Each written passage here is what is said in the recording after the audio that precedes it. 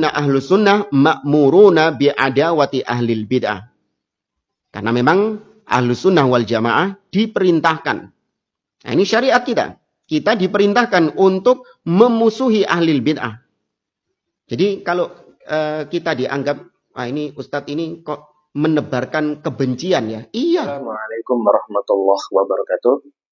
Alhamdulillah kawan-kawan, kembali lagi kita di channel M-Bot Official. Di video sebelumnya kita sudah membahas mengenai cara bagaimana kita memahami Al-Quran, memahami As-Sunnah atau memahami hadis Rasulullah SAW berdasarkan dengan pemahaman ulama Ahlus Sunnah wal Jamaah.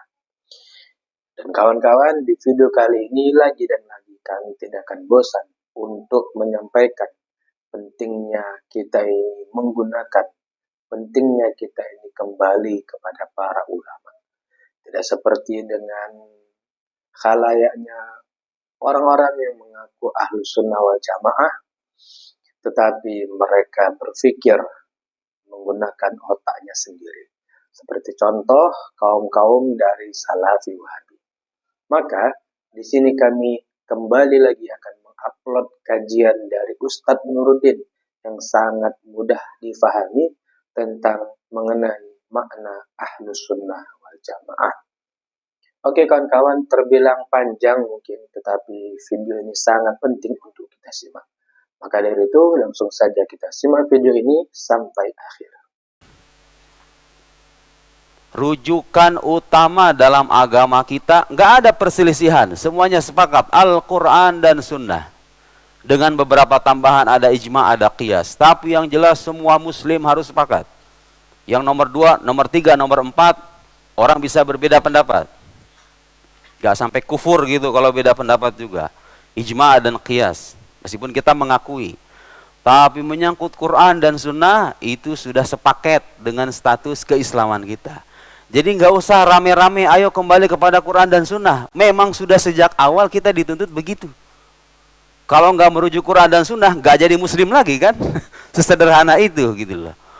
Jadi rujukan kita Quran dan Sunnah, sahih, mi'ah fil mi'ah, 100%. Tapi masalahnya kemudian bagaimana cara memahami Quran, bagaimana cara memahami Sunnah yang berlimpah itu, kita harus punya tools. Harus punya cara, harus punya jalan yang tepat, gitu aja. Berhubung agama ini selama berabad-abad telah melahirkan banyak sekali pandangan, banyak sekali pendapat dalam akidah, dalam fikih, dalam berbagai hal. Banyak dijumpai perbedaan pendapat ulama sepanjang zaman. Karena zaman terus berkembang, orang cara berpikirnya beda-beda tuh. Muncul keragaman-keragaman ini. Haruslah tampil orang yang memfilter, yang menyeleksi mana pendapat yang salah, mana pendapat yang benar, mana cara memahami Quran yang tepat, dan mana cara yang sesat. Harus ada orang yang menjelaskan itu. Karena Quran ini, Quran dan Sunnah ini, meskipun rujukan utama kita, tapi cara memahaminya itu telah melahirkan banyak pendapat, banyak aliran.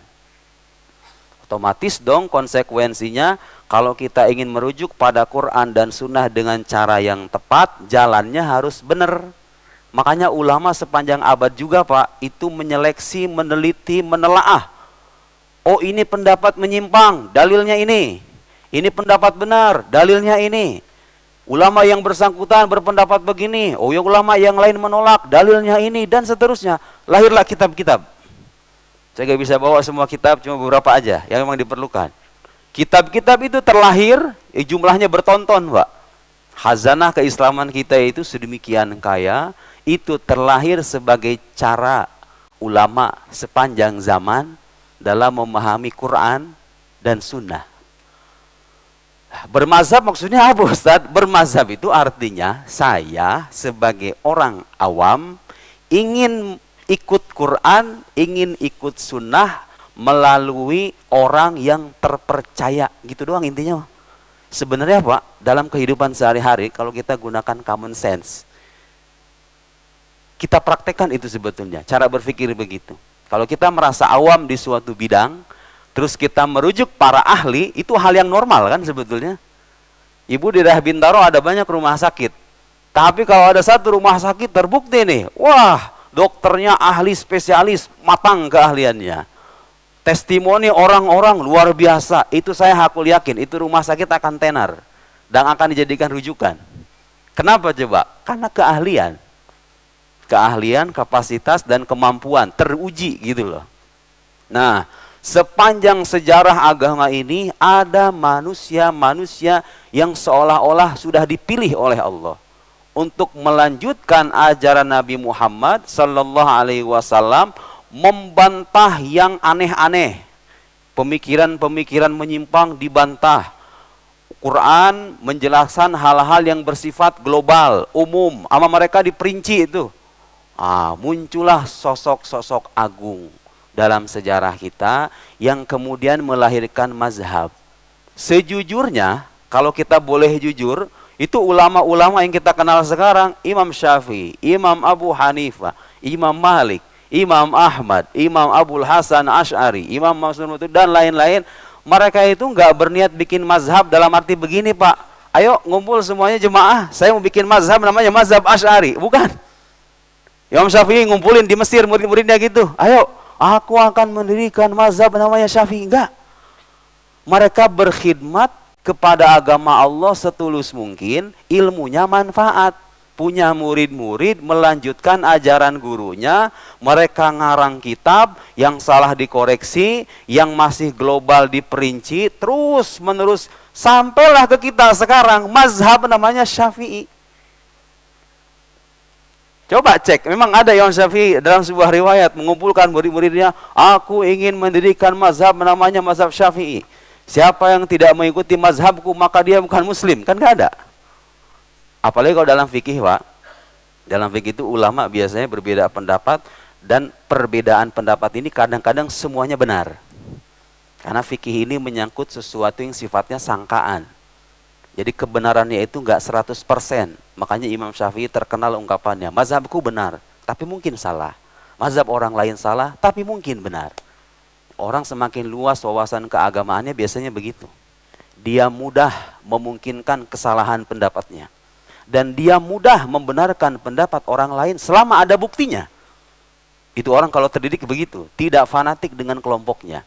Jadi bermazhab tidak bermaksud mengkotak-kotakan, memecah belah. Tapi itu keniscayaan zaman, di mana orang harus punya panduan beragama yang benar. Baik dalam akidah, baik dalam fikih, maupun dalam akhlak.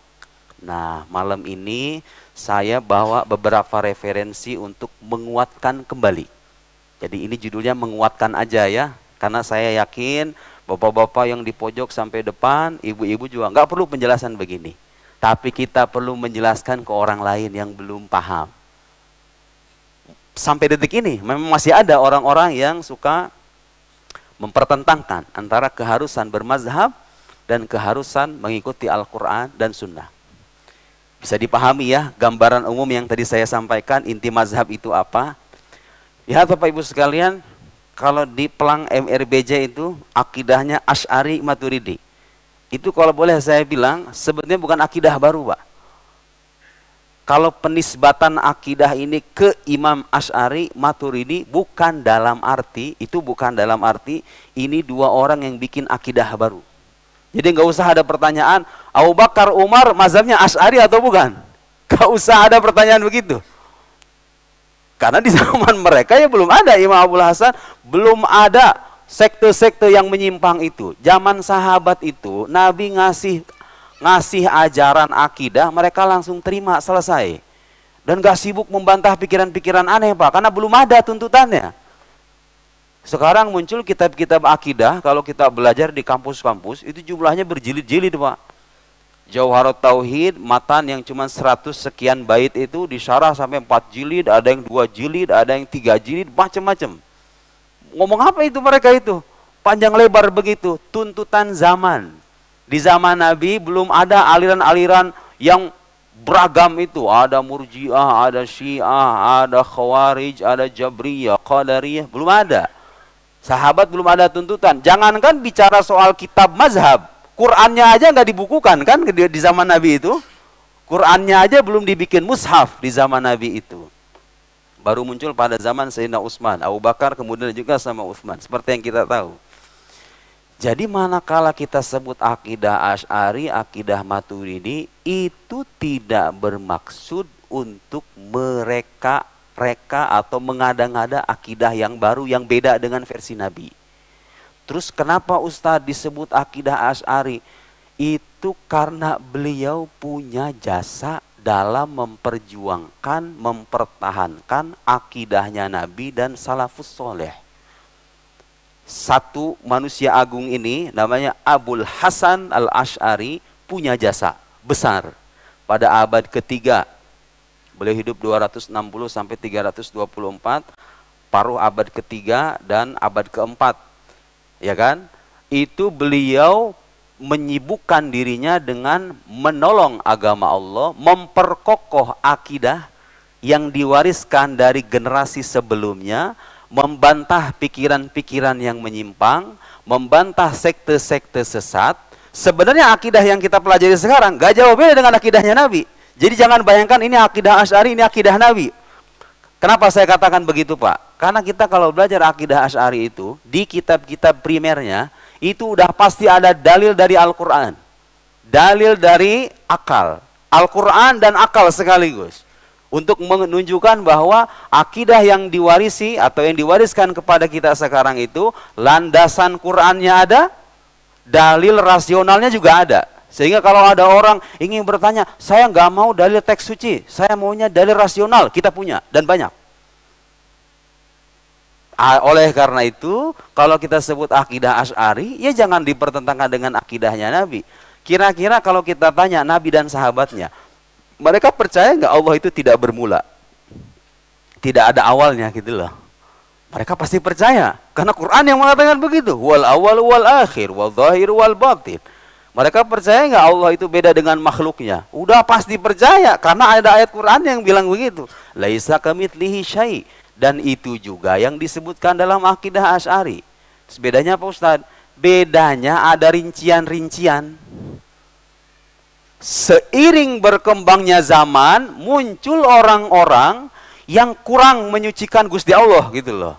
Ada yang bilang Tuhan punya tangan, punya kaki, dia turun, dia duduk.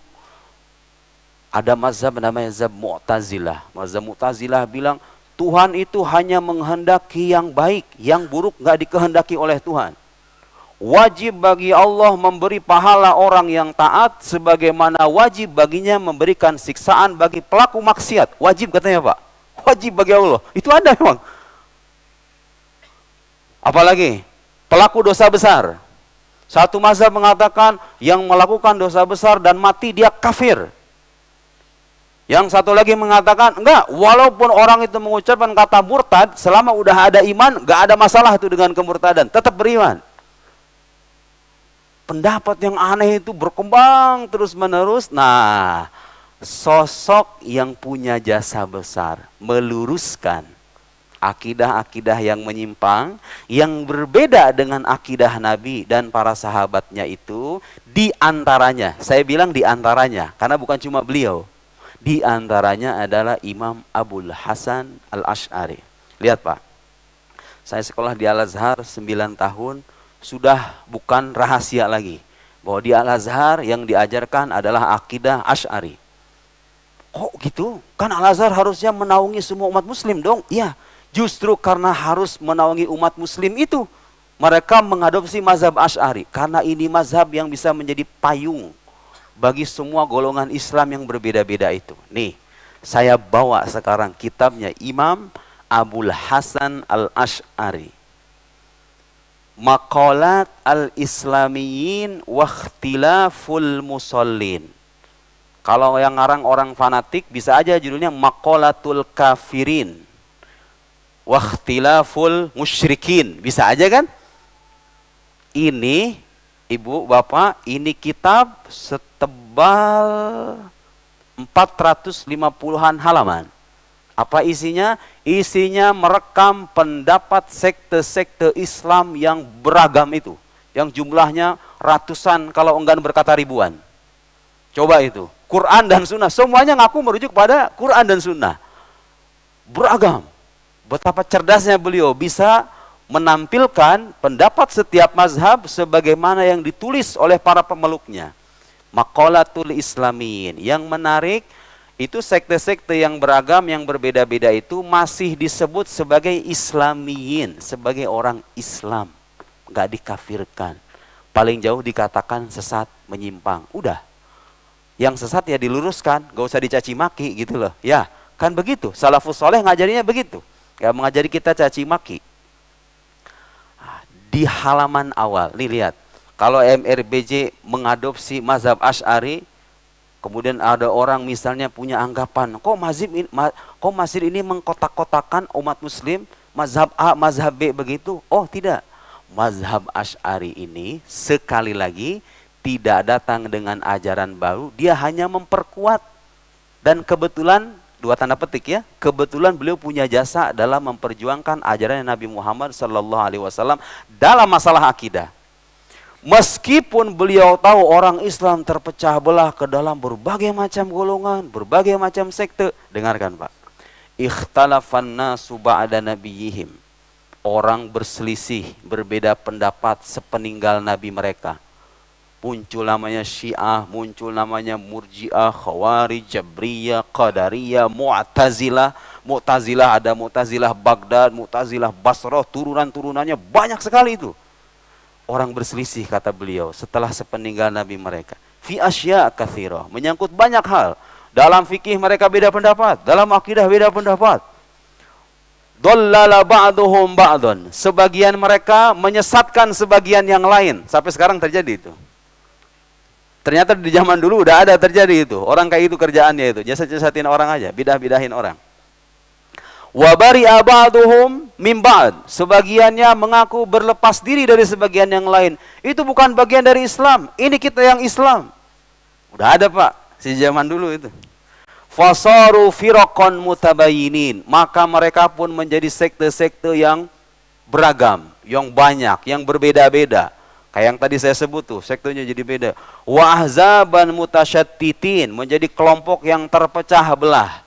Nih, beliau kalau niat memecah belah umat Islam gak mungkin ngomong begini. Terus solusinya apa? Illa annal islama yajma'uhum wa yashtamilu alaihim. Tetapi Islam menyatukan mereka. Wih, luar biasa. Islam menyatukan mereka. Artinya kalau kita mengajarkan mazhab Asy'ari, tujuannya justru itu salah satu jalan menyatukan orang muslim yang beda-beda sekte ini. Gak berarti Imam Asy'ari datang dengan akidah baru, beda sama akidahnya sahabat. Enggak. Siapa yang bilang enggak? Ya ulama sepanjang zaman udah nguji Pak. Diuji nih. Karangan Imam Abul Hasan Asy'ari ini diuji sama ulama sepanjang zaman dan terbukti. Ternyata sama, hanya ada perbedaan dalam soal rincian-rincian saja.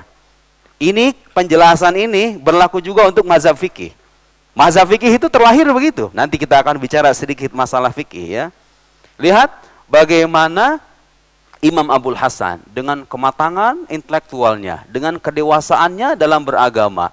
Orang Syiah, orang Murji'ah, orang Mu'tazilah, Jabriyah, Qadariyah, mereka percaya rukun iman semuanya, syahadatnya sama, asyhadu alla ilaha illallah.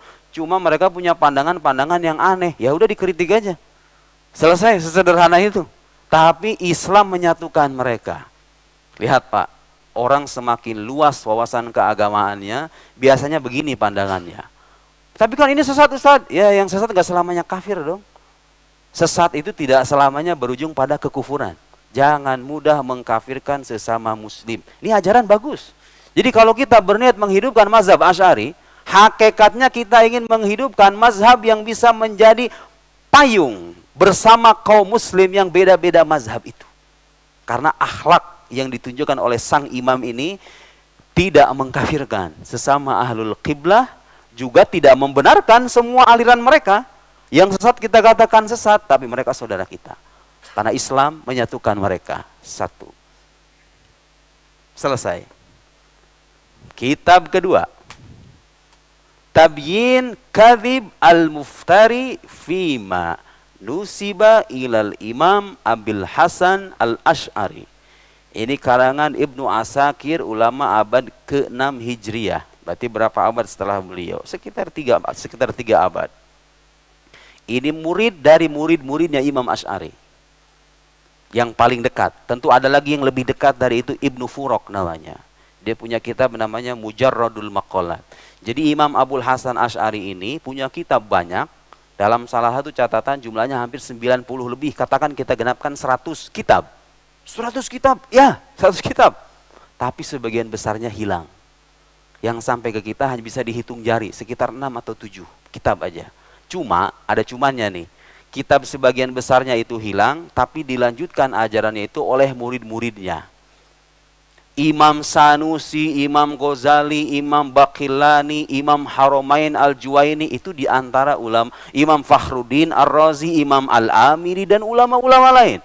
Itu melanjutkan ajaran sang imam. Jadi nggak usah khawatir. Kitab imamnya sebagian besar hilang, tapi sebagian ajarannya ditulis sama murid-murid terdekatnya. Di antaranya Ibnu Furok. Cuma saya nggak bawa. Mujarradul Maqalat. Belum ada terjemahannya. Nah, sebelum meninggal, Imam Abul Hasan Al-Ash'ari sebelum meninggal, dikisahkan di sini beliau itu berada di rumah salah seorang muridnya. Nah, namanya muridnya itu Abu Ali Zahir ibn Ahmad As-Sarakhsi. Yaqul, bilang nih, bercerita muridnya. Ini cerita bukan dongeng Pak, karena ada sanadnya. Tapi nggak perlu saya bacain kan sanadnya, udah percaya aja lah. Kan kita bukan bagian dari orang yang suka, mana dalilnya Ustaz? Oh, kan gitu, kita nggak usah dalil, percaya aja sama ulama. Udahlah. Ali Zahir ibn Ahmad As-Sarakhsi bercerita, lamma qarub hudur ajal Abil Hasan. Waktu Abul Hasan itu mendekati ajalnya, waktu meninggal, fidari, di rumahku. Jadi saksi mata ini. Ali Zahir ibn Ahmad Sarakhsi ini saksi mata di Baghdad, di kota Baghdad. Kalau kita mau ziarah bisa ke Irak nanti. Imam Abul Hasan ini adanya di Irak, di Baghdad. Da'ani, dia manggil saya. Dia memanggil diriku, kata muridnya. Dipanggil muridnya. Fa'ataituhu, kemudian aku datang kepada beliau. Faqala, kemudian Imam Abul Hasan bilang, Ishhad alayya, bersaksilah atas diriku. Anni la ukaffiru ahadan min ahli hadhil qiblah. Bersaksilah wahai muridku, aku tidak mengkafirkan seorang pun dari ahlul qiblah. Kaum muslim maksudnya, yang beda-beda itu. Yang ada Syiah, ada Khawarij, ada Murji'ah, dan lain-lain itu. Aku tidak mengkafirkan seorang pun dari kalangan mereka. Li'annal kul, karena semuanya yushiruna ila ma'budin wahid. Semuanya itu mengisyaratkan dirinya kepada satu zat yang disembah. Satu Tuhan gitu, Tuhan mereka sama. Tuhannya orang Sunni, orang Syiah, orang Salafi, orang sekarang ada di Oman mazhab Ibadiyah. Ya, mazhab dalam akidah. Kita bicara mazhab akidah ini, belum mazhab fikih. Mazhab fikih, sebenarnya mazhab fikih juga nggak cuma 4, Pak. Nih, saya bawa kitabnya nih. Bagi yang bisa bahasa Arab, kalau pengen tahu mazhab fikih itu puluhan, ratusan. Kalau enggak berkata puluhan, katakan ratusan. Al-Madkhal ila dirasatil madzhab al-fiqhiyah. Kenapa cuma 4 doang yang terkenal itu? Ya karena 4 sosok ini yang punya murid-murid. Muridnya setia dengan ajaran gurunya, melanjutkan ajaran gurunya, ngarang kitab, menjelaskan apa yang disampaikan oleh gurunya secara serius, akhirnya tersebar ke berbagai belahan dunia. Muncullah mazhab namanya Syafi'i, Maliki, Hambali, Hanafi. Semuanya ini hanyalah jalan yang sudah terbukti, garis bawah itu. Terbukti, terpercaya gitu loh. Terbukti berdasarkan penelitian para ahli fikih, oh ini nih 4 mazhab ini yang bisa dijadikan kita rujukan dalam beragama. Oke, saya pengen Ustaz langsung aja ke Quran. Ahlan wa sahlan ya akhi. Silahkan.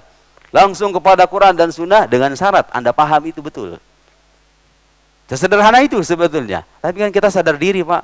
Yo, untuk paham Quran itu ada ilmu namanya nahwu, shorof, balaghah, mantik, usul fiqih, ilmu wada, banyak sekali. Repot. Enggak semua orang punya waktu itu.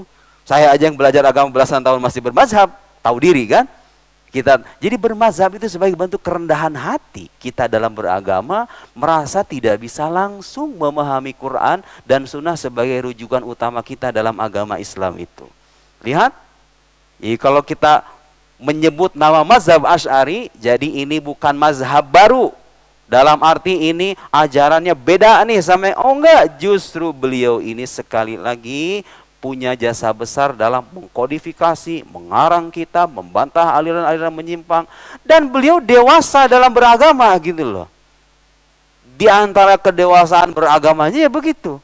Meskipun tahu ini sesat itu sesat, kata beliau apa? Ishhad alayya anila ukafir ahadan min ahlil qiblah. Aku enggak mengkafirkan. Karena semuanya itu mengisyaratkan kepada sesembahan yang sama. Maksudnya Allah Subhanahu wa ta'ala. Wa inna ma hadza kullu ikhtilaful ibarat. Kata beliau pada akhirnya, ini semua cuma perbedaan ungkapan aja. Perbedaan ungkapan, toh pada akhirnya semuanya sepakat. Allah Esa, Allah itu ada, tidak bermula, tidak berakhir. Beda dengan makhluk, Dia maha kuasa, maha berkehendak, maha mengetahui, maha hidup, maha mendengar, maha melihat. Sepakat kan semuanya itu orang Islam itu sebetulnya. Beda soal rincian doang. Nah sekarang pertanyaannya Pak, mazhab model apa yang layak kita hidupkan sekarang? Sudah jelas jawabannya, mazhab yang bisa menyatukan orang Islam.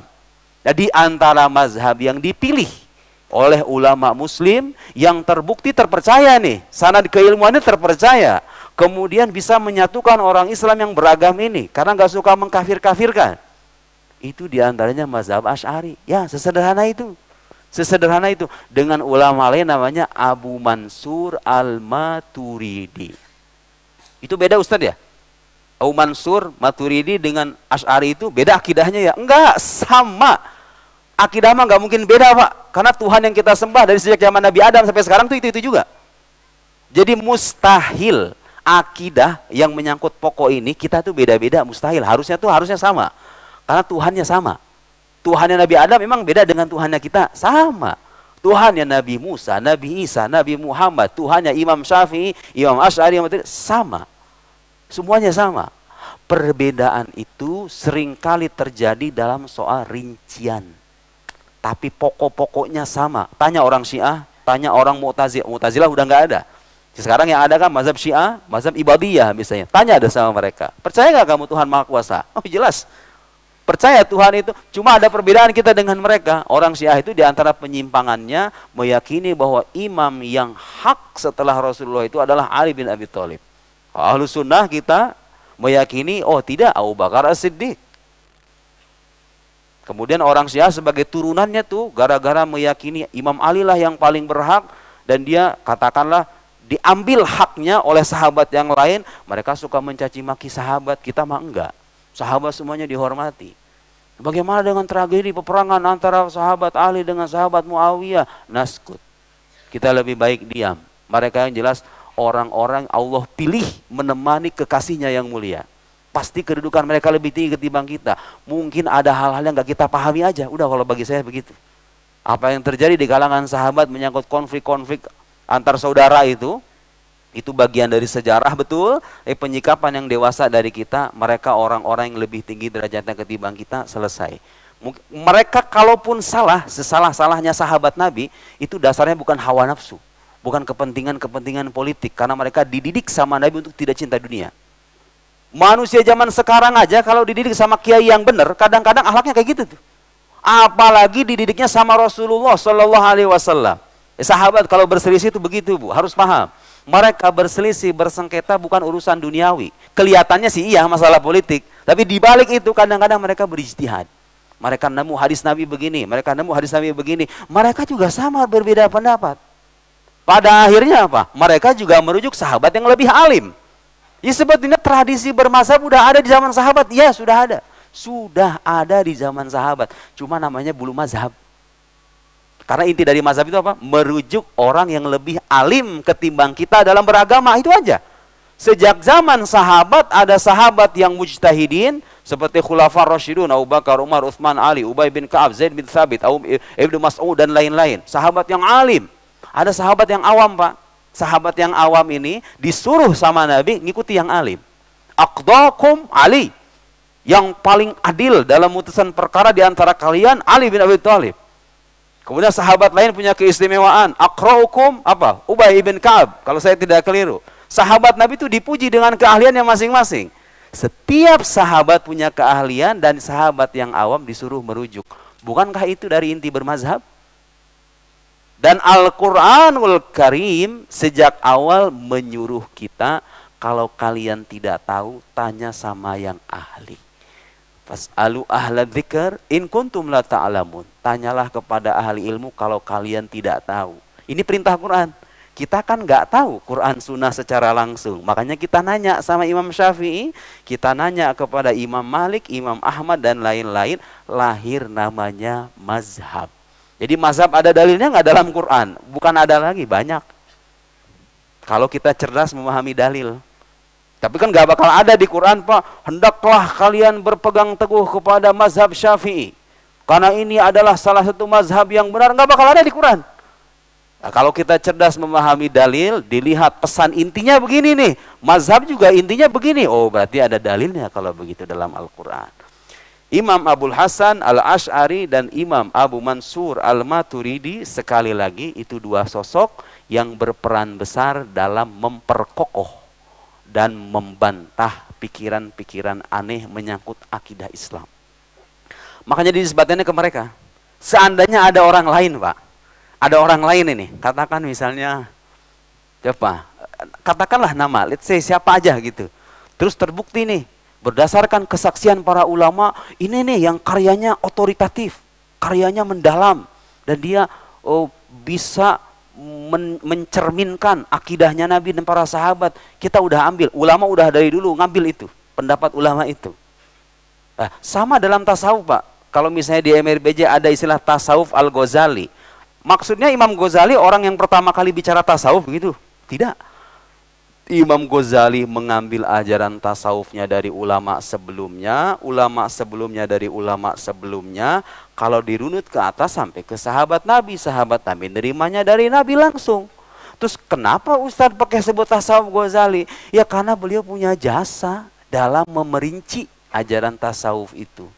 Kan inti tasawuf itu gimana caranya supaya manusia bisa menyucikan batinnya dari akhlak yang tercela, bisa menghiasinya dengan akhlak yang terpuji. Terus gimana panduannya? Dijelaskan sama ulama sepanjang zaman itu. Terbukti Imam Ghazali punya jasa besar dalam tasawuf ini, yang dasarnya adalah Al-Quran dan Sunnah. Soalnya kalau misalnya kita belajar filsafat, Pak, ternyata di agama lain juga ada tuh mistisisme itu. Satu kecenderungan di mana orang berusaha memenuhi kebutuhan spiritualnya. Selalu ada itu. Manusia itu nggak bisa lepas tuh dari itu tuh. Otaknya cerdas, pencapaian duniawinya luar biasa. Tapi kalau ininya kosong, pada akhirnya dia juga akan merindukan itu kok. Nah, cuma kita butuh tasawuf yang dasarnya Quran dan Sunnah. Nah, Imam Ghazali berperan besar dalam itu. Disebut tasawuf Ghazali. Sebetulnya bukan tasawuf baru, itu sama dengan tasawuf yang diajarkan oleh Nabi. Bedanya di zaman Nabi namanya bukan tasawuf, namanya ihsan. Iman, Islam, ihsan. Inti tasawuf itu mengajak kita untuk mewujudkan ihsan. Anta'budallaha ka'annaka tara fa illam takun tara fa innahu yarak. Engkau menyembah Allah seolah-olah engkau melihatnya. Artinya kita betul-betul merasakan kehadiran ilahi. Sehingga kita tidak mengentengkan perbuatan maksiat dan kita terdorong berbuat taat. Inti tasawuf itu begitu. Semua yang dibahas oleh ulama sufi itu, hakikatnya ingin kita itu nggak beragama cuman keyakinan doang, cuma ibadah doang, tapi juga akhlak, kesucian batin. Jadi yang Bapak Ibu lihat di depan itu bukan berniat mengkotak-kotakan, bukan berniat untuk memecah belah, tapi justru itu keniscayaan di mana kita harus ngasih panduan yang benar dalam beragama. Ini loh yang sudah teruji oleh para ulama sepanjang zaman ini. Mau ikut silahkan, tidak mau ikut Anda saudara kami. Betul tidak, Pak? Ajarannya siapa itu? Abul Hasan Al-Ash'ari. Mau ikut tidak ikut, Anda sholat di belakang kami sah. Sholat di belakang orang Syiah sah apa enggak, Pak? Sesat kan? Sesat kan? Tapi kalau bicara sah atau tidak, ya sah-sah aja lah. Selama dia sekte Islam, percaya rukun iman, cuman ada perbedaan-perbedaan. Iya, sholat di belakang orang Ibadiyah yang dari Oman itu, sah atau enggak? Ya sah saja, meskipun ada ulama yang menganjurkan tidak beribadah di khalfal mubtadi', tidak bermakmum di belakang ahli bid'ah, itu kira-kira begitu. Tidak selama sholatnya memenuhi syarat dan rukun, dia percaya rukun iman, percaya Allah, percaya Nabi Muhammad, tidak ada masalah. Cuman ada sekte-sekte yang mengaku Islam bukan bagian dari Islam. Misalnya contohnya Ahmadiyah. Nah ini di sepanjang uraian Imam Asy'ari ini saya nggak menemukan istilah Ahmadiyah. Karena berdasarkan penelitian para ulama, sekte Ahmadiyah itu bukan bagian dari sekte Islam lagi. Ya, tapi cara ngingetin mereka apa? Harus dengan kekerasan, harus mempromosikan Anda sesat, kan nggak gitu juga. Harus ada kearifan juga pada akhirnya. Harus ada kesopan santunan. Itulah akhlak yang diajarkan oleh ulama muslim sepanjang zaman. Nah sekarang saya ngutip, karena saya orang Al-Azhar, ngutip Grand Syekh Al-Azhar. Tapi subhanallah Pak, ini Grand Syekh Al-Azhar, sedemikian besarnya kedudukan intelektual beliau di timur dan di barat. Jadi beliau ini termasuk orang yang kalau ngomong, orang Islam di timur dan di barat nggak dengerin gitu loh. Masih ada aja orang bilang beliau ini orang sesat. Jadi tidak usah heran. Ada orang-orang yang berusaha untuk memperjuangkan agama ini dan suka di framing, itu sudah biasa. Grand Syekh Al-Azhar ini. Beliau mengutip banyak sekali. Nah, lihat Pak. Sekarang kan suka ada yang bilang mazhab Asy'ari ini sesat karena mengada-ngada. Itu di zaman dulu, zaman sahabat Nabi kan nggak ada Ustaz pembahasan panjang lebar akidah berjilid-jilid begitu. Bid'ah itu. Bid'ah katanya. Ya bid'ah itu tercela kalau emang nggak ada dasarnya dari agama. Dulu orang percaya Tuhan Esa, terus Anda bilang, enggak, Tuhan ada dua. Itu namanya bid'ah kayak gitu tuh. Mengada-ngada sesuatu yang bertentangan dengan akidah orang terdahulu, itu namanya bid'ah. Orang dulu bilang Allah beda dengan makhluknya. Ada orang bilang Tuhan punya tangan, punya kaki, dia duduk dan lain-lain. Itu bid'ah kayak gitu tuh. Itu bid'ah beneran kayak gitu.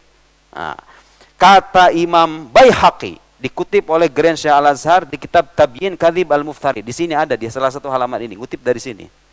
Ulama abad kelima, masih generasi masa lampau. Beliau bilang Imam Asy'ari itu lam yuhdits fi dinillahi hadatsan walam ya'ti fihi bibid'atin. Imam Asy'ari itu enggak mengada-ngada dalam urusan agama dan enggak datang dengan bid'ah. Bid'ah yang tercela, yang beda akidahnya sama akidah orang dulu. Enggak. Imam Asy'ari ini. Nah, saya mau bilang, namanya mazhab Pak. Mazhab ini kan berkembang sepanjang zaman juga. Pada akhirnya ulama-ulama yang bermazhab Asy'ari sekalipun kadang-kadang berbeda pendapat dengan gurunya.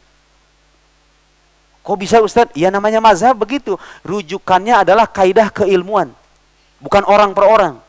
Jadi kita ini gak fanatik dalam bermazhab. Boleh jadi dalam fikih sekalipun yang mu'tamad, yang dijadikan referensi dalam berfikih itu bukan pendapatnya Imam Syafi'i, tapi pendapatnya Imam Nawawi, Imam Rafi'i, Imam Ramli, Ibnu Hajar Al-Haytami, dan lain-lain. Itu biasa mazhab begitu. Karena yang menjadi rujukan mereka adalah dalil, bukan orangnya. Makanya kita bilang kalau nyebut mazhab Asy'ari, mazhab Syafi'i, bukan orangnya yang kita fokuskan itu, tapi ajarannya. Kalau terbukti pendapat imam ini salah, terbukti ulama-ulama di mazhabnya itu pun itu kadang-kadang tidak menerima pendapat imamnya. Tuh, sebagai bukti bahwa dalam bermazhab kita tidak diajarkan bersikap fanatik. Imam Asy'ari itu nggak mengada-ngada dan nggak datang dengan bid'ah. Tetapi akhadha aqwalas sahabah wat tabi'in. Beliau mengambil perkataan sahabat dan tabi'in dan orang-orang setelahnya fi usuliddin, dalam masalah pokok agama, dalam akidah. Fanasaroha. Imam Asy'ari kemudian membelanya, membela akidahnya sahabat, akidahnya Nabi. Ya akidah Asy'ari akidah Nabi atau bukan? Ya akidah Nabi, terbukti berdasarkan penelitian ulama. Jadi Bapak jangan terpukau dengan nama Asy'arinya. Itu cuma bungkus doang Pak sebetulnya. Bungkus doang. Kebetulan sepanjang sejarah ada orang namanya Abu Hasan Asy'ari, dinisbatkannya ke beliau. Hakikatnya itu akidahnya Nabi. Mazhab Syafi'i, mazhabnya Nabi apa bukan? Ya sama aja. Cuman itu ada rincian-rincian yang kita perlukan seiring dengan perkembangan zaman. Fanasoroha biziyadati syarhin wa tabyin. Imam Asy'ari membela akidah Nabi itu dengan tambahan penjelasan. Tuh, tambahan penjelasan, bukan mengada-ngada yang tidak ada dasarnya. Nah, tadi saya mendengar yang bilang bahwa oh kalau Asy'ariyah oke, kalau Maturidiyah itu berarti apa? Ahlu bid'ah ya Ustaz. Oh, tidak. Nih. Ulama namanya Tosh Kubrazade. Ulama abad ke-10 Hijriah. Nah, ini relatif agak ke sini. I'lam, ketahuilah, anna ra'is ahli sunnah wal jamaah, pemimpin ahli sunnah wal jamaah fi ilmil kalam, dalam ilmu kalam, maksudnya akidah, rojulan, dua laki-laki, dua sosok. Siapa itu? Ahaduhuma Hanafi, yang satu fikihnya bermazhab Hanafi, wal akhar Syafi'i, yang lain bermazhab Syafi'i. Ammal Hanafi fahuwa Abu Mansur Muhammad ibn Mahmud al-Maturidi, imam ahlus sunnah wal jamaah, yang kepadanya dinisbatkan mazhab Maturidiyah. Saya sudah belajar Pak, tapi kan gak cukup waktunya di sini menjelaskan perbedaan Asy'ariyah dengan Maturidiyah. Kesimpulannya, perbedaan dua mazhab ini gak banyak. Dan perbedaan itu hanya perbedaan ungkapan doang. Intinya semuanya sama gitu loh. Terus kenapa dinisbatkan beda-beda kalau begitu? Ya karena punya metodenya beda. Ada sedikit perbedaan metode, tapi kesimpulannya sama. Sesederhana itu. Jadi jangan bayangkan ini akidah Asy'ari, akidah Maturidi beda. Oh enggak, sama. Itu akidah satu. Akidah yang diwarisi dari Nabi dan sahabat generasi salafus saleh diperjelas lagi. Kira-kira begitu. Ibnu Hajar Al-Haytami. Saya nggak cukup waktu. Sebenarnya ini waktu berapa menit lagi, Pak? 1 jam lagi. 1 jam lagi. Ibnu Hajar Al-Haytami. Soalnya suka banyak orang minta dalil gitu. Siapa ulama nih? Ibnu Hajar Al-Haytami, ulama abad ke-10. Al-murad bi ashabil bid'ah. Jadi kalau disebut ahlu bid'ah itu kata beliau, bukan kata saya ini. Ahlu bid'ah itu adalah kelompok selain dua kelompok tadi itu. Nih, saya baca teksnya. Al-murad bi ashabil bid'ah fihi man kana ala khilaf ma alaihi ahlus sunnah wal jamaah. Yang disebut ahlu bid'ah itu kelompok yang manhajnya beda dengan ahlu sunnah wal jamaah. Terus ahlu sunnah wal jamaah siapa? Ini kata beliau. Wal muradu bihim, yang dimaksud dengan ahlu sunnah wal jamaah atba asy-syekh Abil Hasan al-Asy'ari, pengikut Imam Abul Hasan Asy'ari, wa Abi Mansur al-Maturidi, dan Abu Mansur al-Maturidi, imamai ahlis sunnah. Keduanya adalah imam ahlus sunnah. Masih kita ragu setelah Ibnu Hajar bilang begitu, dan banyak lagi Ali Al-Qari dan ulama-ulama yang lain. Murtado Az-Zabidi yang mensyarah Ihya Ulumuddin segini nih. Ihya Ulumuddin itu ada versi cetakan 2 jilid, cetakan Darussalam 2 jilid, cetakan Darul Minhaj 10 jilid. Murtado Az-Zabidi mensyarah Ihya Ulumuddin segini nih. Ngerilah itu ulama itu. Apa kata Murtado Az-Zabidi? Orang alim ini. Wal murad bi ahli sunnah, yang dimaksud dengan ahlus sunnah, hum ahlul firaq al-arba'ah. Ada 4 kata beliau. Al-muhaddithun, ahli hadis. Sebenarnya ahli hadis ini akidahnya juga nggak jauh beda, Pak. Karena sekali lagi menyangkut keyakinan, kita itu harusnya nggak bisa berbeda. Kalaupun beda soal rincian aja. Tuhannya Esa, tidak bermula, maha kuasa, dan seterusnya. Ahli hadis was-sufiyah, para sufi. Ini satu kelompok yang sekarang sering disesat-sesatkan. Kamu sufi ya? Disebut sufi itu bayangan mereka yang aneh-aneh itu, Pak. Bayangan mereka itu sufi itu gambarannya yang aneh-aneh. Ya kita mengakui, memang jangankan di lingkungan para sufi, di lingkungan setiap ilmu, kelompok-kelompok aneh itu selalu ada sebetulnya. Iya kan? Emang yang belajar Al-Quran dari orientalis itu, mereka gak hafal Al-Quran, gak membaca Al-Quran. Baca Quran sama kayak kita, tapi kesimpulannya bisa salah. Sesat tuh gara-gara baca Quran. Ada kan orang-orang tersesat gara-gara baca Quran, karena cara bacanya salah, jalannya salah gitu. Akhirnya dia jadi orang sesat kan.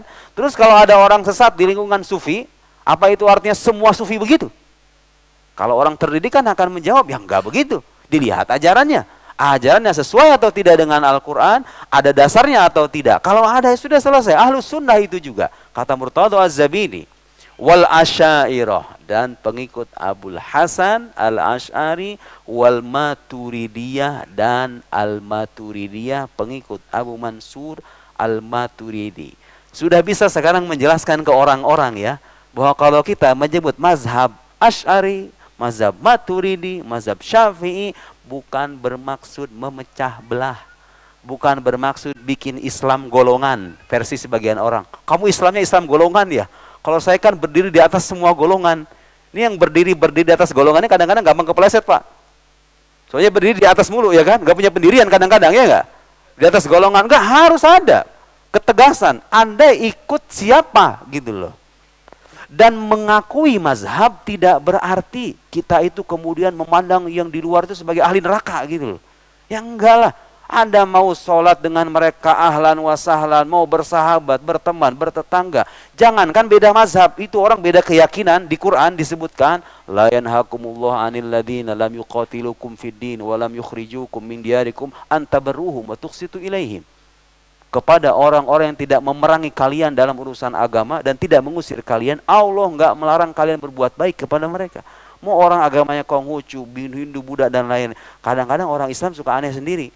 Gak beda mazhab doang, akidahnya sama, musuhan. Kan coba, ini debat kita ini gak maju-maju Pak, bahas beginian lagi. Sebetulnya harusnya kita beralih nih, temanya tuh jangan yang beginian mulu. Cuma ada orang-orang yang emang senangnya begituan tuh. Harus dikasih penjelasan lagi gitu loh. Udah jelas sebetulnya. Kenapa Anda gak harus dipertentangkan antara bermazhab dengan merujuk pada Quran dan Sunnah itu. Beginian lagi. Gara-gara ada orang-orang yang emang susah paham.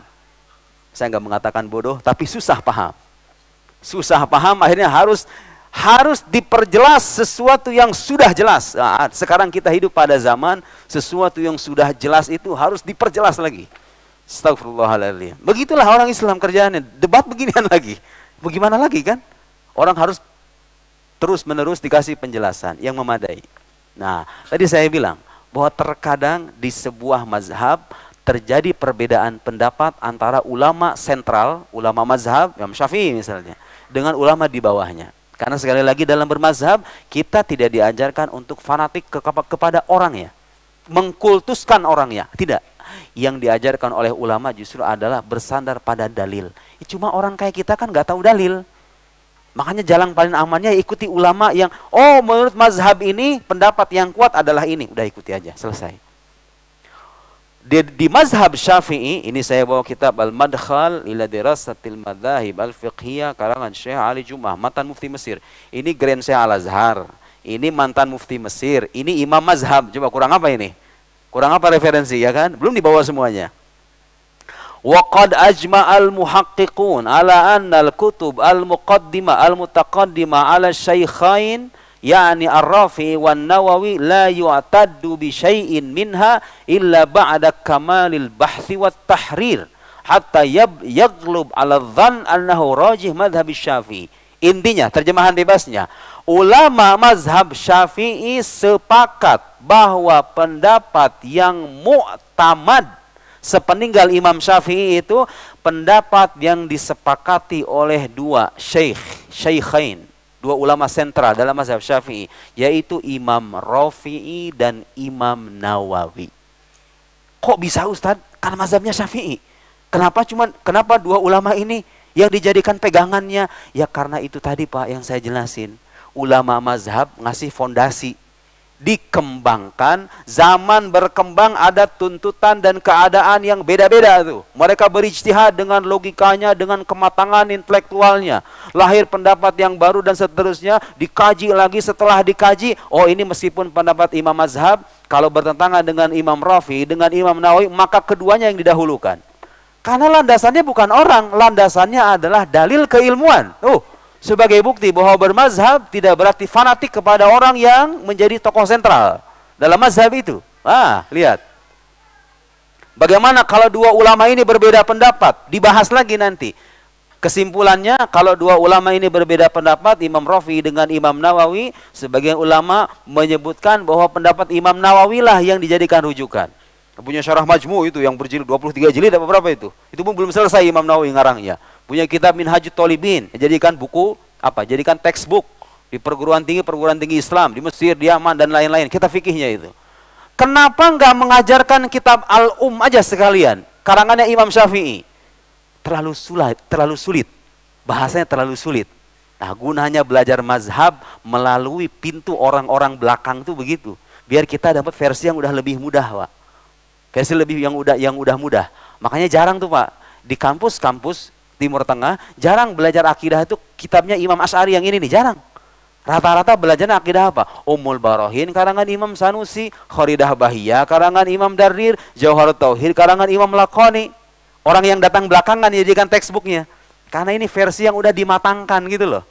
Ibarat masakan, ulama tuh dulu ngasih bahan, sempat dimasak sedikit.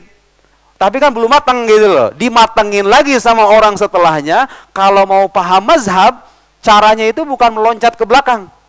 Kalau pengen tahu mazhab Syafi'i, caranya bukan loncat ke karangannya Imam Syafi'i, tapi loncat matan takrib, ada kitab namanya nanti Fathul Qorib, ada Hasyiah Baijuri, terus sampai ke belakang. Oh, paham ternyata ini mazhab Syafi'i. Jadi salah besar kalau dikatakan bermazhab, itu mengajak kita untuk fanatik kepada golongan tertentu. Saya kira itu ya. Saya kira itu. Selebihnya menyangkut mazhab, sejarah mazhab, fikih. Nah, dalil lah. Terakhir, bagi orang yang sering bilang bermazhab adalah bid'ah. Oh, sekarang saya punya kitab Al-Madhabiyah Akhtar Bid'ah Tuhaddid Asy-Syari'ah Islamiyah. Anti mazhab. Anti mazhab itu adalah bid'ah yang paling bahaya, yang bisa merusak syariat Islam. Anti mazhab. Kebalikannya, kalau mereka bilang mazhab bid'ah, loh, anti mazhab itu bid'ah. Anti mazhab itu bid'ah yang bisa merusak syariat Islam. Kok bisa, Ustadz? Kok bisa? Karena begini, Pak, kebanyakan orang di zaman sekarang itu awam kan masalah agama. Kalau orang disuruh merujuk Quran dan Sunnah versi dia, kacau agama ini, betul tidak? Apa yang terjadi? Hancur syariat Islam. Kalau setiap orang berfatwa, berbicara berdasarkan Quran Sunnah versi dia, versi terjemahan Depak misalnya. Sementara orang belajar belasan tahun, orang belajar puluhan tahun, belasan tahun untuk paham Quran dan Sunnah, dibantah sama orang baca terjemahan. Coba itu. Apa nggak rusak syariat Islam kita itu? Dengan anti mazhab itu. Nah, kalau bicara dalil tuh, oh ayo yang mau dalil nih. Yang kurang kenyang dalil, Syekh Said Ramadan Al-Buti, ulama besar asal Suriah. Subhanallah, wafat sebagai syahid. Di Mesir beliau sangat dihormati. Di dunia Arab sangat dihormati. Meskipun ada beberapa persoalan politik yang beliau berselisih dengan pemimpin Suriah sebelumnya, Bashar al-Assad. Tapi ala kulli hal keulamaannya diakui di level dunia. Terserah mau percaya siapa. Beliau bilang anti mazhab itu, orang yang bilang jangan bermazhab itu bid'ah beneran itu. Karena sejatinya Quran menyuruh kita ikut ahli ilmu. Nabi juga, sahabat Nabi juga mencontohkan gimana caranya bertanya kepada yang lebih berilmu. Sahabat juga beda-beda kan levelnya. Walhasil kalau kita bermazhab Syafi'i, mazhab Asy'ari dan lain-lain, itu tidak lain adalah mengikuti tuntunan Al-Quran yang menyuruh kita beragama sesuai ilmu, bukan hawa nafsu. Selesai, pas banget. Gimana judulnya ini? Mau lanjut sholat apa gimana, Pak? Hah? Oh, belum azan ya? Ya Allah ya karim. Silahkan, tafadhal.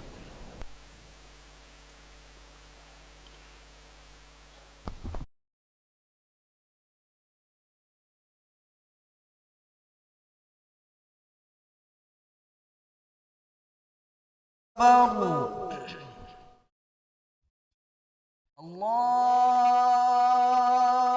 Akbar, Allahu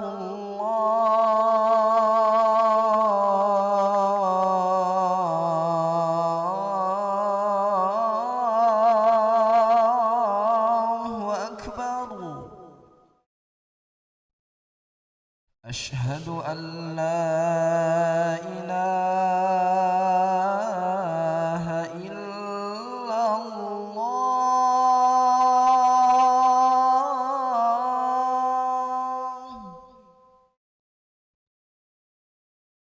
أشهد أن لا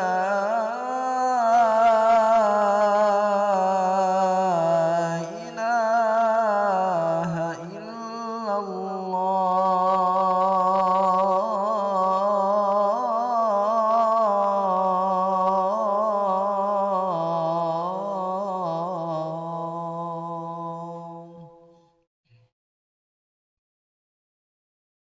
أشهد أن محمد رسول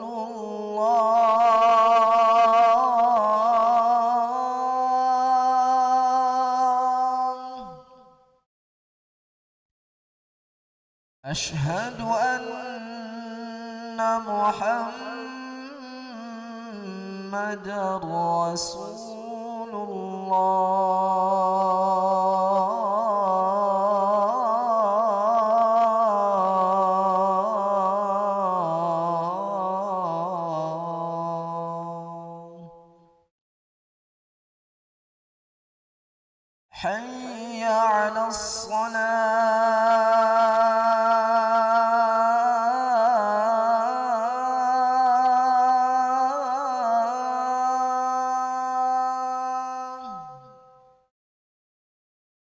حي على الصلاة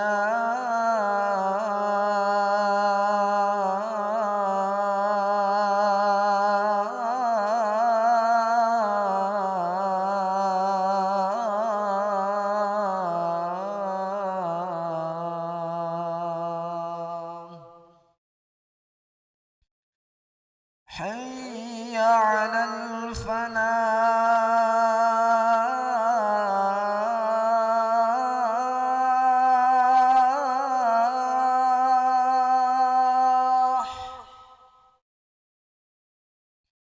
حي على الفلاح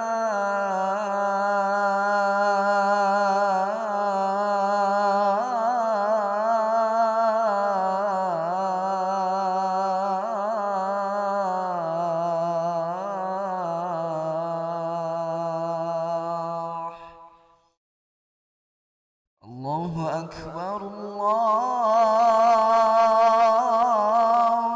أكبر لا إله إلا الله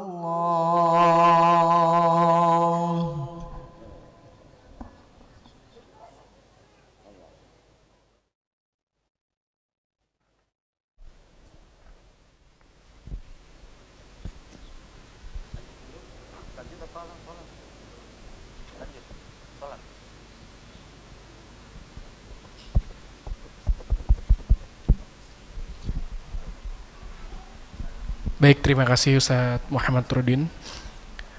Dibuka mungkin satu pertanyaan dulu Ustadz dari teman-teman jemaah. Mungkin dibuka dari ikhwan atau akhwat yang ingin bertanya untuk bisa angkat tangannya. Kalau nggak ada jangan dipaksa. Udah jelas kan? Gak usah ditanyain lagi kan? Udah jelas banget itu. Mau nanya apa lagi coba? Tuh, saking jelasnya nggak ada yang nanya tuh. Udah jelas itu. Ada nanya.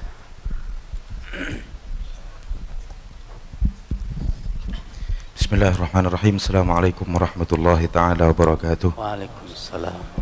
Terima kasih waktunya. Pertanyaan saya adalah al-ikhtilat fil madhahib, mencampur adukkan madhab,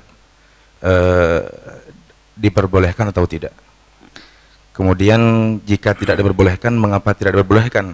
Kan semua madhahib itu dasarnya adalah merujuk kepada Al-Quran dan Sunnah. Ya. Seperti itu. Terima kasih waktunya. Mohon maaf. Wassalamualaikum warahmatullahi wabarakatuh. Waalaikumsalam warahmatullahi. Nah ini saya bacain nih. Bukan saya yang ngomong ini ya. Syekh Said Ramadan Al-Buti. Bagaimana kalau ada orang awam bermazhab? Kan ada tuntunannya di Quran. Fas'alu ahla dzikr in kuntum la ta'lamun. Famahma sa'alal jahil ahla dzikr wa qalladahum fima aftau bihi wa dhahabu ilaihi faqad tabaqa amrullah binisbati li nafsihi sawa'an iltazama imaman bi'ainihi aw lam yaltazimhu wa sawa'un kana iltazamahu. Lanjutannya bilang begini, fa ini ataqad anna alaihi ayaltazim imaman bi'ainihi la yahida anhu wa la yastabdil bihi ghairuh fa huwa mukhti. Orang yang bilang bahwa kalau kita udah bermazhab Syafi'i sampai urusan remeh temeh sekalipun pokoknya harus Syafi'i, gak boleh pindah ke lain mazhab sama sekali. Kata beliau itu salah. Itu salah. Dan sekarang sebetulnya apa? Disadari atau tidak, dalam beberapa praktek keagamaan di Indonesia, pendapat yang dianut bukan pendapat Imam Syafi'i, bukan pendapat mazhab Syafi'i. Apa contoh yang paling nyata? Zakat. Kan mazhab Syafi'i harus pakai qutul balad, pakai makanan pokok. Kita pakai uang kan? Mazhab siapa itu? Bukan mazhab Syafi'i. Boleh apa enggak? Ya boleh. Toh itu ada dasarnya. Yang tidak boleh itu orang menggatuk-gatukan, menggado-gado, nyari yang gampangnya doang. Itu yang enggak boleh. Yang tidak boleh itu. Saya sendiri diajarkan oleh guru saya, sesekali kata beliau, urusan menyentuh tangan perempuan. Kan kalau mazhab Syafi'i mujarradul lams, hanya dengan menyentuh batal. Oh begini seret gitu. Oh, enggak, ada mazhab yang mengatakan batal kalau dengan syahwat. Gimana kalau dalam keadaan kita darurat, wah 10 menit lagi asar berakhir nih. Saya kebetulan waktu di bis apa di mobil sentuhan tangan, kalau wudhu lagi lama lagi ya sholat aja. Emang kenapa? Kan ada mazhab juga yang toh kita tidak berniat menggampang-gampangkan. Yang tidak boleh itu, yang dikritik oleh para ulama itu, kita berpindah-pindah mazhab nyari yang enaknya doang. Karena itu tanda tidak serius dalam beragama Anda. Anda menjadikan, sebenarnya kan sah-sah saja. Itu semuanya ada dasarnya. Tapi karena ada unsur tasahul itu apa ya? Meremehkan gitu loh. Gampang-gampangin agama. Nah itu tercelanya di situ. Tapi bukan berarti kalau mazhab Syafi'i harus strict gitu loh. Pokoknya sampai liang lahat, sampai urusan apapun mazhab Syafi'i. Pada faktanya, di mazhab Syafi'i sendiri, pendapat Imam Syafi'i nggak selamanya diambil. Tadi saya bacain itu. Yang dijadikan pegangan mazhabnya, pendapatnya Imam Rafi'i dan Imam Nawawi. Karena yang menjadi patokan adalah dalil. Bagi orang yang tahu dalil, tidak jadi masalah sebetulnya. Selama semuanya itu mazhab Islam, Pak. Nah, sekarang saya belajar. Di pelajaran baru bagi saya. Waktu saya ke Eropa, di Barat, ternyata pendapat-pendapat fikih yang selama ini terbingkirkan, kepake di sana. Jadi betapa Allah itu kayak sengaja buat ulama ini beda pendapat, supaya apa? Supaya Islam ini bisa diaplikasikan di setiap tempat. Dalam keadaan darurat sekalipun ada ulama yang membolehkan. Pernah ada curhatan seorang ibu-ibu ke saya itu. Ini berapa menit Pak? Kalau udah curhatan biasanya panjang soalnya. 10 menit. Dia kerja di sebuah tempat, pemiliknya punya anjing, ya kan? Punya anjing. Kata dia, saya ribet Pak Ustadz kalau sholat di tempat ada yang ada kan katanya najis di mazhab kita, mazhab Syafi'i. Gimana itu saya? Apa saya nggak sholat? Tetap sekalian kata dia itu. Soalnya tiap hari anjingnya di situ, di tempat itu. Kan di sana nggak ada musola, nggak ada masjid kayak kita. Tempat kesempatan dia sholat cuma di situ doang katanya. Rumah dia di bawah tuannya itu miara anjingnya di situ. Bagaimana dong kata solusinya? Ada mazhab lain yang bilang anjing itu bukan najis mughaladhah, ya kan? Mazhabnya Imam Malik. Coba lihat itu. Kan bagi kita mah nggak biasa itu mazhab, karena nggak dipraktekkan. Tapi ada landasannya. Tapi tetap dicuci. Dalam mazhab Malik itu, setahu saya, meskipun anjing tidak dipandang najis, tetap dicuci ta'abudan. Sebagai bentuk ta'abudi saja, tetap harus dicuci. Cuman tidak dengan konsep seperti mazhab Syafi'i. Tuh lihat, ada perbedaan-perbedaan itu sengaja Allah setting, seolah-olah ya, sengaja Allah setting supaya Islam ini bisa diaplikasikan di setiap zaman, setiap tempat. Ulama sengaja itu beda pendapat. Nikah beda agama, Pak. Nikah beda agama. Itu kita kalau kita memfatwakan kan gampang aja. Kalau kita bicara teori fikih, muslim dengan perempuan muslimah dengan laki-laki non muslim, semua ulama sepakat haram. Semua ulama sepakat haram. Wa yu'tabar minaz zina. Bal min aqbahiz zina, kata Syekh Abdul Siddiq Al-Qumari. Itu termasuk zina yang paling buruk. Sayangnya itu terjadi di negeri kita. Di sana ada juga. Tapi bagaimana dengan kalau dibalik? Kalau laki-lakinya Muslim, perempuannya Kitabiyah, perempuannya Nasrani, misalnya. Bagaimana? Ada ulama membolehkan tapi sangat tidak dianjurkan. Sangat tidak dianjurkan karena melahirkan banyak mafsadat, apalagi zaman sekarang. Orang beda adat aja bisa cerai, ya kan? Apalagi beda agama, coba itu. Zaman sekarang nih, di mana orang mengentengkan agama, itu sangat tidak dianjurkan. Tapi ada momen tertentu di mana kok kayaknya tuh kayak itu jadi solusi gitu loh. Di sana itu sangat tidak dianjurkan, tapi kan pendapat itu ada di kitab ulama kita gitu loh. Itu maksud saya. Jadi perbedaan pendapat ulama mazhab sejauh ada dalil dan pijakannya, boleh kita ambil selama tidak diniatkan untuk mengentengkan dalam urusan agama. Pada prakteknya kita sendiri mempraktekkan. Kalau kita tawaf, Pak, itu mazhab siapa yang diikuti itu? Kalau setelah mazhab Syafi'i repot kita wudhu lagi, ya kan? Mazhab lain yang kita ikuti. So what? Masalahnya apa? Gak jadi masalah. Itu mazhab Islam, ini mazhab Islam. Jadi pandangan yang menyebut harus dengan satu imam pendapat ini nggak boleh, itu keliru kata beliau. Jadi yang penting itu ada landasannya atau ada dalilnya. Alhamdulillah kawan-kawan, itulah tadi penjelasan dari Ustadz Nurdin tentang bagaimana cara kita menyikapi pemahaman Ahlus Sunnah wal Jamaah dengan mengikuti para alim ulama. Terima kasih yang sudah menonton video ini. Semoga video ini bermanfaat bagi diri kita, keluarga kita, dan umat seluruh alam. Akhir kata, wabillahi taufiq wal hidayah. Assalamualaikum warahmatullahi wabarakatuh.